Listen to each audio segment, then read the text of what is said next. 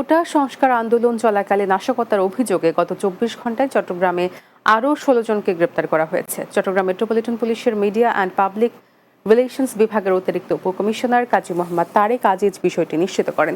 তিনি জানান, গত ২৪ ঘন্টায় নগরের বিভিন্ন স্থানে অভিযান চালিয়ে ১৬ জনকে গ্রেপ্তার করা হয়। সব মিলিয়ে গত ১৩ দিনে ২২টি মামলায় মোট ৫৬৬ জনকে গ্রেপ্তার করা হয়েছে। চট্টগ্রাম নগরীর চান্দগাঁও থানায় ইয়াবার মামলায় নূর হোসেন নামে এক যুবকের যাবজ্জীবন কারাদণ্ড দিয়েছেন আদালত। চট্টগ্রামের চতুর্থ অতিরিক্ত মহানগর দায়রা জজ শরীফুল আলম ভূঁইয়ার আদালত এ রায় দেন। আদালতের বেঞ্চ সহকারী ওমর ফুয়াদ জানান, সাক্ষ্য প্রমাণের ভিত্তিতে ইয়াবার মামলার অভিযোগ প্রমাণিত হওয়ায় আসামি নূর হোসেনকে যাবজ্জীবন সশ্রম কারাদণ্ড, ২০,০০০ টাকা জরিমানা, অনাদায়ে আরও ১ বছরের বিনাশ্রম কারাদণ্ড দিয়েছেন আদালত।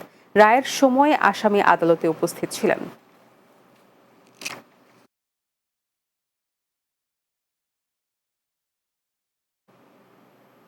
শেষ করব দিনের বাংলা, যাওয়ার আগে শিরোনামগুলো জানিয়ে দিচ্ছি আরও একবার। জামাত শিবিরকে আগামীকালের মধ্যে নিষিদ্ধ করা হবে জানালেন আইনমন্ত্রী। আইনগত দিক পর্যন্ত